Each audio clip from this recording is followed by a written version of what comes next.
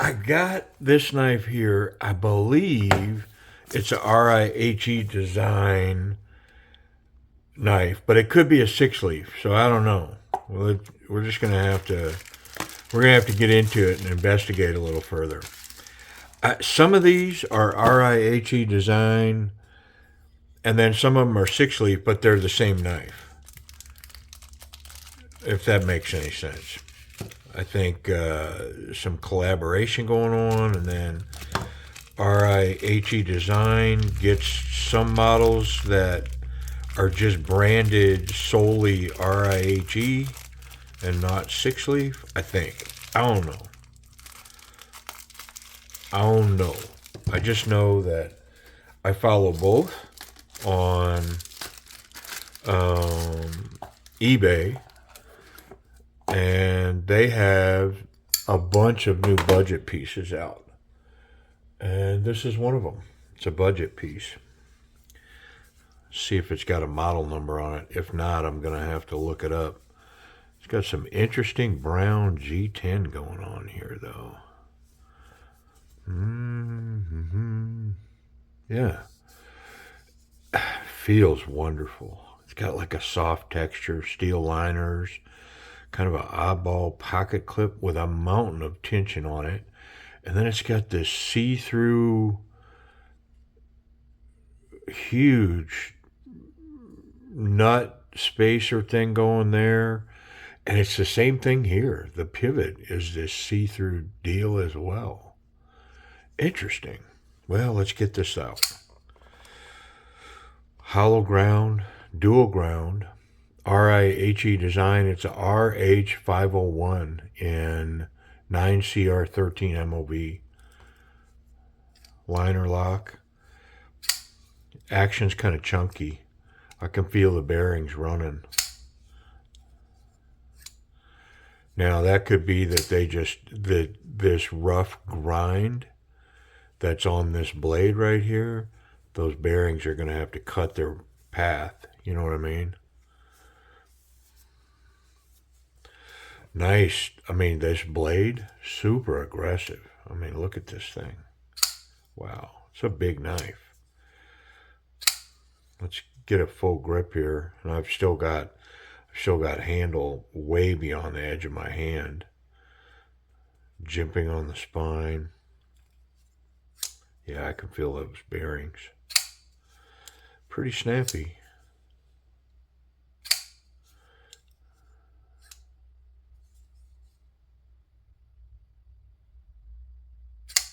Can't fail it. I mean, it's got enough of a detent that it rockets it out there. Blade centered.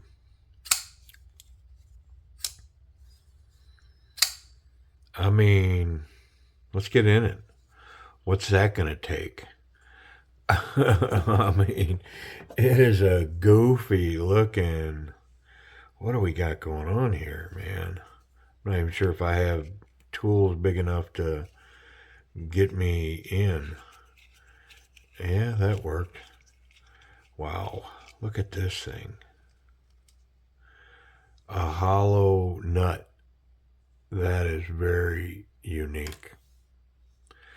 I mean, it's definitely a budget piece, but it's got like this cool feature on it. That's not turning. I wonder if this side will go.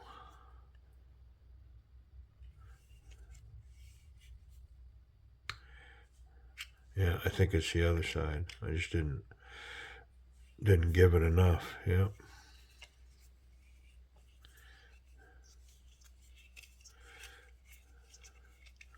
Wow. Look at this, man. So unique. Both of them exactly the same. Big old hollow. Recessed pocket clip down into that G10. It's got 3 flat sides, so I mean, as long as the screw stays tight, it's probably okay. Quite a bit of oil here in the scale. Steel liners, no other hardware in there, just those two nuts. Well, look at the bearing in here. No wonder I'm feeling that. Wow. That is quite the big old bearing, man. Look at this. Big barrel spacer. Pivots fall out. I mean, that's completely disassembled now. Look at that. Pretty cool. I mean, it's got me a cool factor. Unique, you know. I definitely want to get that detent ball to cut in because I can feel it. But now that I'm thinking about it, it may just be these big bearings cutting their path in there. And in both cases, I'm pretty sure just a little bit of time and functioning that action should resolve it.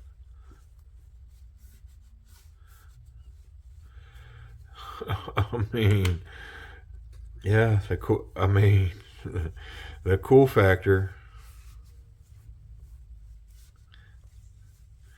very unique.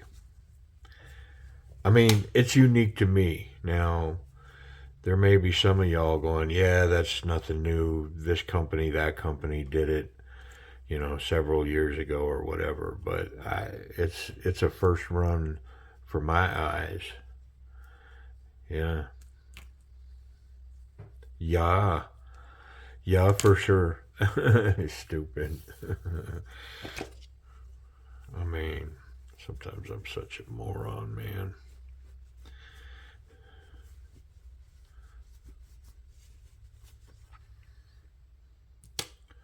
Poured a bunch of concrete last few days. The rain has been stymieing concrete work. And we don't like to rush that stuff, man. Put it on wet ground, that kind of thing. And I get it. You get on a schedule and people want things done right away. And it's like, it's kind of wet. We're going to let things dry out a little bit. And of course, in the next 2 weeks, it'll be so dry that we'll be praying for rain, That's how it goes. I mean, look at these bearings. So unique, man.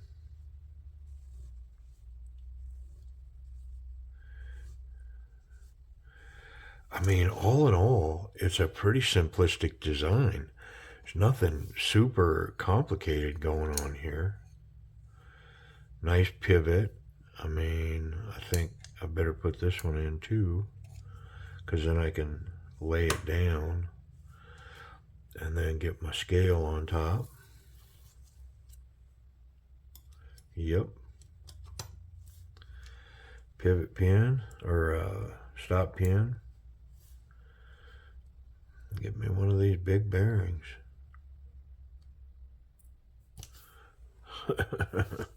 I mean, I'm gonna admit, I mean, at first glance, I wasn't feeling it. Yeah, I can feel that bearing in there, but oh man, is that smooth. I think it just needs to be worked a little bit.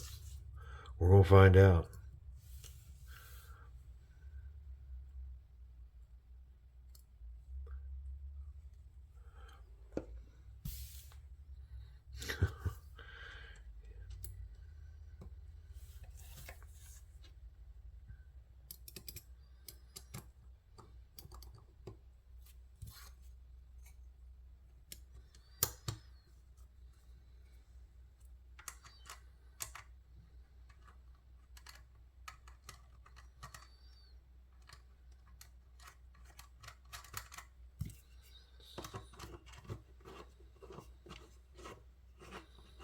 I mean, I just got lucky with this wrench. Like, I had no idea. I think that's turning underneath me there. Yeah, I'm tight. Let's finish.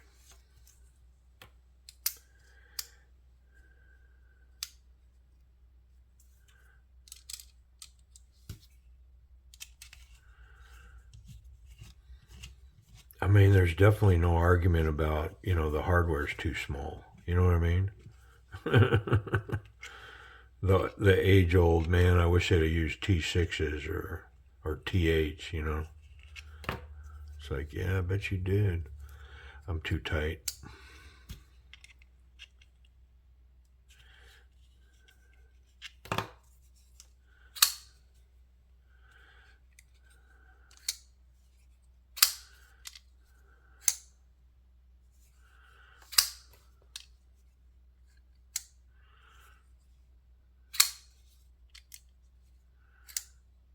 I mean, wow.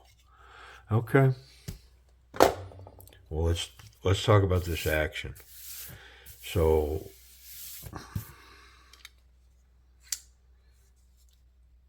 it is drop shut,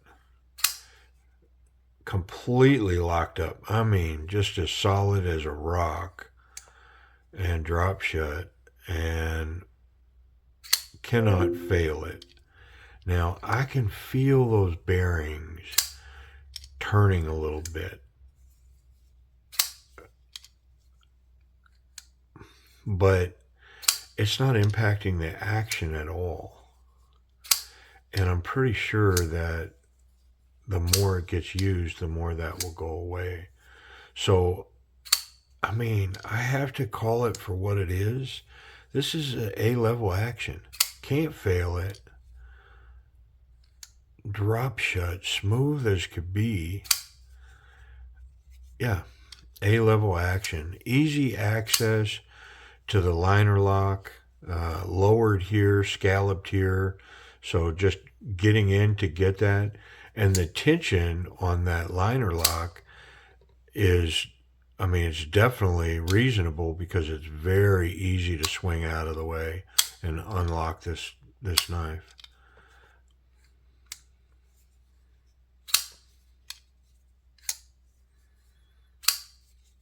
Ergonomics. So, I mean, everything's in its proper place. You got not so confident, confident, very confident. It's definitely a confident grip. Locked in behind this finger guard's got aggressive jimping on it. So really nice and locked in. A little bit of jimping here. It's not combat jimping, but it's pretty good stuff. Pardon me. And so I have a locked in grip here. It's a confident grip. Absolutely.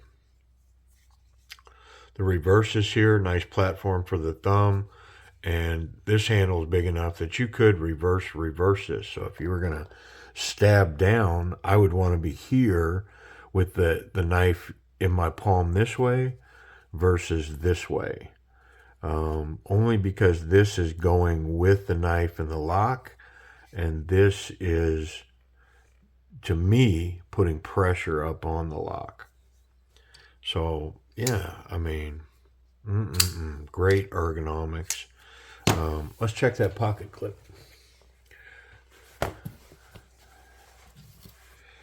It's a ton of tension, but something tells me it's going to run wonderfully. Yeah, I mean, wow, has that got tension on it. Big profile coming out of the pocket. Like there's almost an inch of knife sticking up. Bold pocket clip, bold scale. Somewhat resembles wood in there, so it gives it a refined look, I guess. Great purchase here to grab to get out of the pocket. I'm going to have to turn it around because, man, does that have tension on it. But, I mean, that's not a bad thing. That knife, yeah, even here, it's drier tension. And this is a fairly heavy knife. So what my point is, let's say my spot back here, if I took off on a hard run or took a big tumble down a hill or a tussle rolling around on the ground, if I reach back for this knife, it's going to be right where I left it. Yeah, it's not going anywhere. It would take 30 minutes in a dryer for sure. And you pull that out, this knife's going to be right where you left it. Let's check it for safety. Yeah, good for them, man. No contact with the blade and no contact with the tip. This little rise right here just as you're about to get that tip, rises you up and out of the way. So tip's good, clip's good, and I'm confident I could put this in my pocket without making incidental contact with the blade. One of the things I'm going to mention on the ergonomics is the scales are, I think it's the metal liners are not knocked down as smooth as they could be. So it does kind of have a semi harsh feel. It's not uncomfortable. It's not hot in any way in the hand. It's just, I think it just doesn't feel as refined as maybe it could. I think I'm going to try to manipulate this action a little bit right here. See, I can feel those bearings or the detent ball. I'm not sure which it is. Kind of grinding on the blade right there. And so I think what I'm going to try to over tighten that a little bit down onto those bearings and see if I can't function this action and influence the smoothness.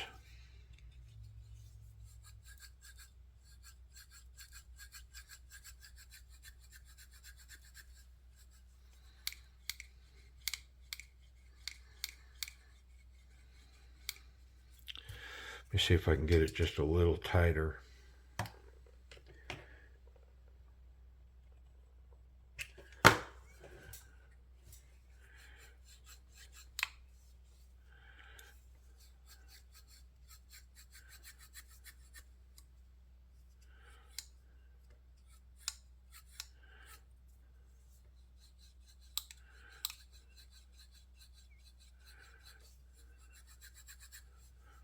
All right, let's back it out to reasonable. Still locked up very tight. I mean, I can noticeably feel the difference. So 100%, this knife's going to smooth out through time. If it just got exercise, it's going to smooth out. And it's not horrible. I feel it as it's turning.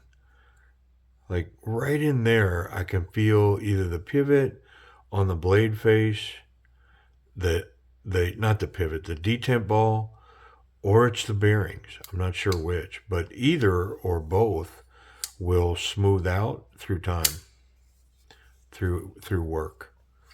I wonder if that hollow ground is sharp. Boy, it sure should be, right? Looking at it.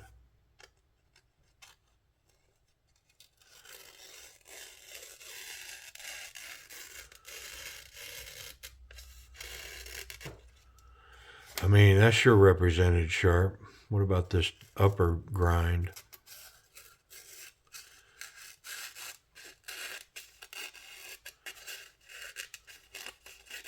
Maybe a burr on that. So, no worries, real quick. Just running a couple of passes. I'm trying to change the world. Just remove a burr if it exists. And I might as well do that lower grind if I'm going to get in here. I mean, I'm already here, right?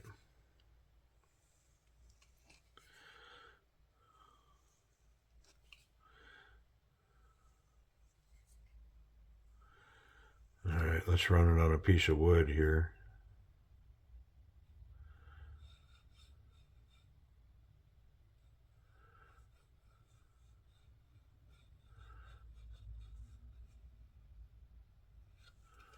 And then one pass. 1, 2, 1, 2. All right, what do we got now? We were messing with that upper grind, so let's go back to it.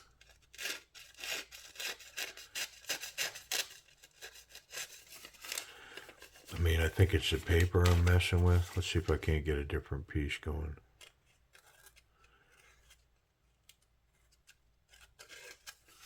Come on, man. Oh, it's rough.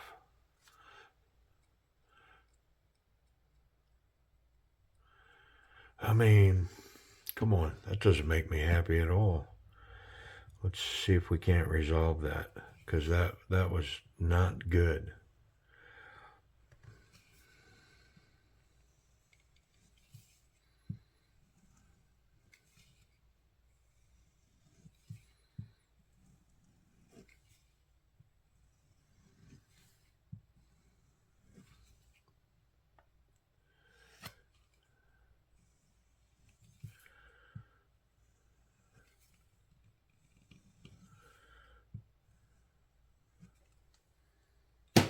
Okay.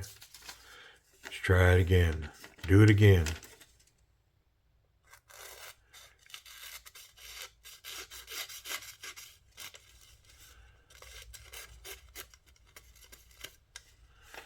I mean, it's better.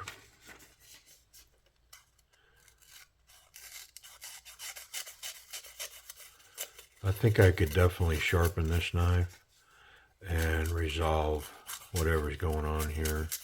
And maybe I'll do that, because I'm most certainly not happy with the way that it's cutting. You know, it's just kind of chunking its way through that paper. Yeah, same thing here. It's just not sharp. I think that bottom's sharp, but if I'm gonna polish, if I'm gonna sharpen one, I might as well do the other. The bottom's sharp, that hollow ground. But I'm gonna pause. I'm gonna sharpen. I'll be back. You can check it out about that quick. Okay. Well, I worked it over both edges. Let's see if I did any good. Sometimes it's hard to tell, man. These blades can be difficult. And you just don't know what kind of steel you're working with either.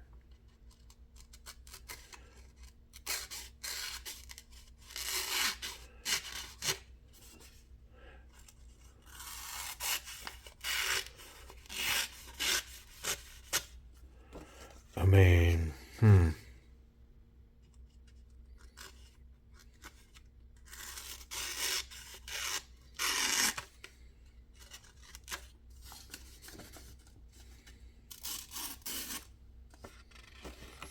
It still seems really rough, but I mean, it feels super sticky. I wonder if it'll shave a hair.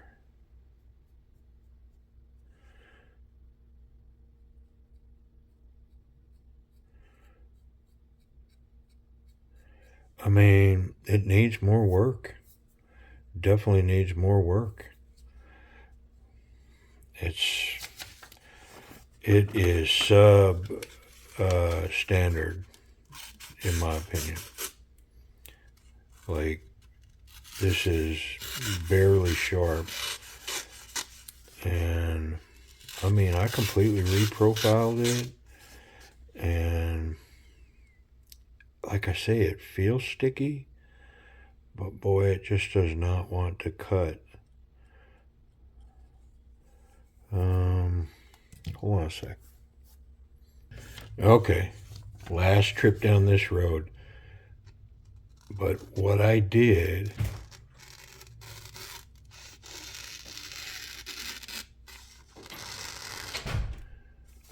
I manually sharpened it.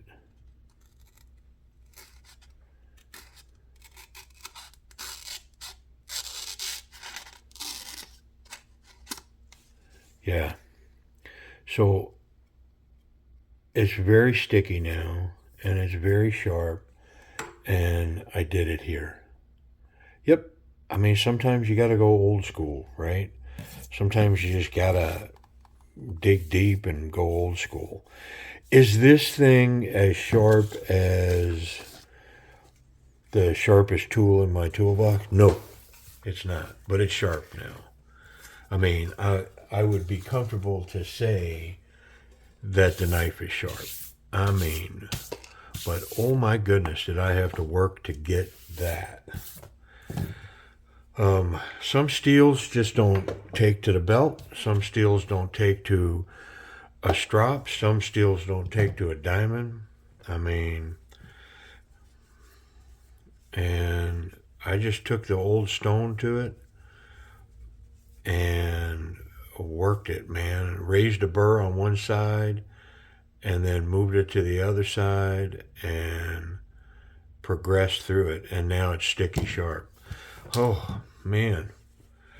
All right. Price and availability. Let's wrap up. The, what is it? Rihe Design RH501. How much and where can you get one? Okay, so I'm not seeing any of this SL501 or RH501. What I am seeing, however, is a sixleaf SL34, and it appears to be the exact same knife. And I'm seeing those in auctions all day long, and I think you can expect to pick this up for under $30 in a live auction. Maybe significantly less. Yeah. Yeah, so SL34 or the RH501. I believe they're the same knife. All right, y'all. Thanks for hanging in there. Oof, I finally got an edge put on this thing. And yeah, all right. Hey, I appreciate y'all watching. And till next time.